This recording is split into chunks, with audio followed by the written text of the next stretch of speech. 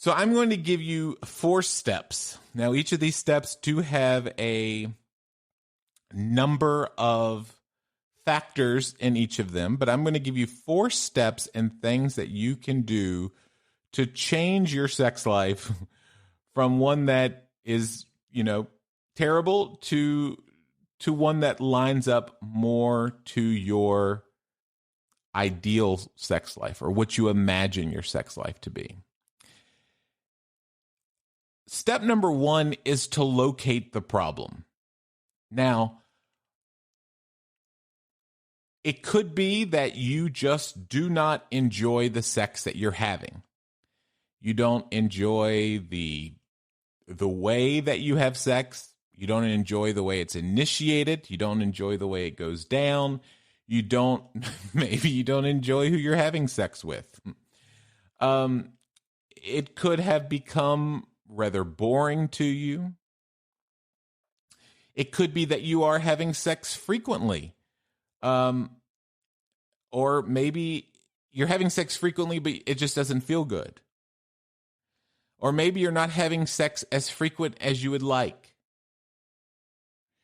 Maybe it feels like you are missing something, right?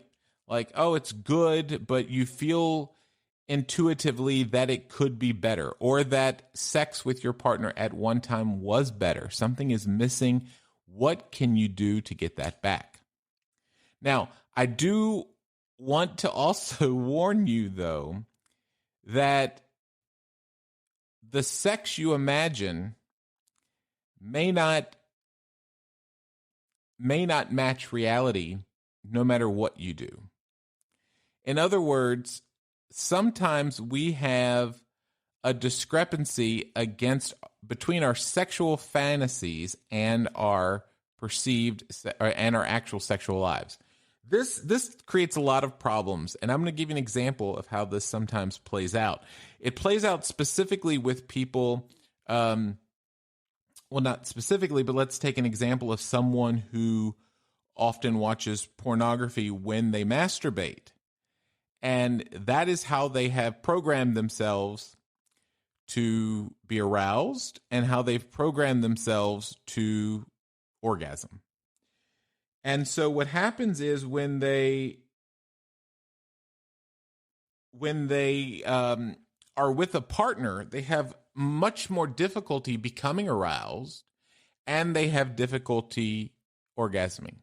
And I've talked about that on the show before. Now, the problem here is there is a discrepancy between their sexual fantasies and their sexual reality.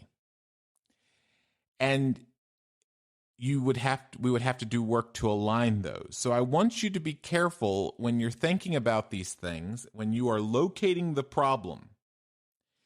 I don't want you to say, the problem is the sex that I'm having doesn't look or feel as good as it looks or it seems to feel in the pornography that I'm watching. Because as I've often said, pornography is great sex entertainment. It's horrible sex education.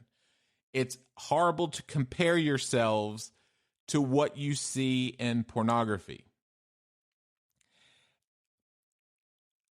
When you're thinking about what it is that you do not enjoy about the sex that you're having, it's also important to point out the things that you do like. Because one of the steps we're going to get to is, in step number 3, is discussing this with your partner. And I will reiterate, you do not want to go with your partner to your partner telling them that everything is absolutely horrible and nothing is great. Or perhaps you mention the things that are horrible or the things you'd like to do, and they just automatically cancel they stop doing the things that you do like. So it's important to locate what you like. Locate the problem, then determine, point number 2, discover what it is you like. So you already know what the problem is. Now you're going to discover what it is you like. What do you like about the sex you're having? You can also determine specifically what it is that you dislike about the sex that you're having. Again, it could be about the positions. It could be about the time. It could be a number of factors. And I want you to go further into this whole idea of what you like and dislike. And I want you to think, what are your turn-ons? What are your turn-offs? Because over the course of your life, you'll discover that the things that once turned you on, you might still find them hot, you might still find them erotic, but they don't have the same potency that they once did.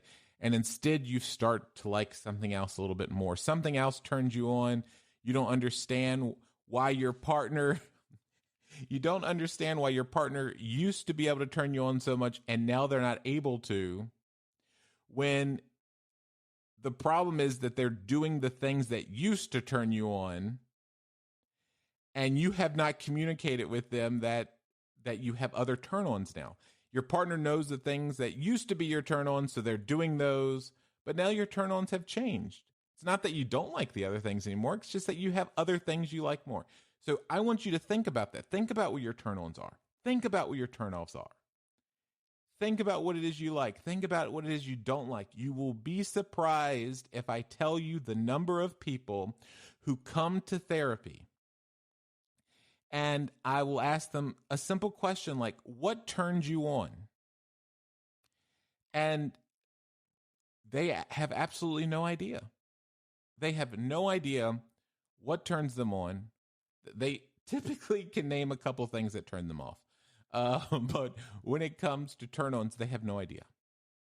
You ask them what it is you like about sex, and they really have no idea. They might say, well, it feels good. Well, of course, it should. That's the goal, is to receive pleasure through sex, to have intimacy and pleasure with your partner. But you need to be a little bit more specific about that.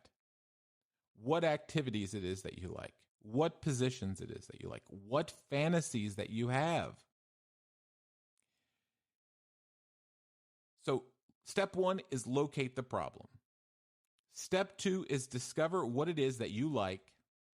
And step 3 is to communicate with your partner. Now, as I said, I don't want you to go to your partner and be like, our sex life sucks.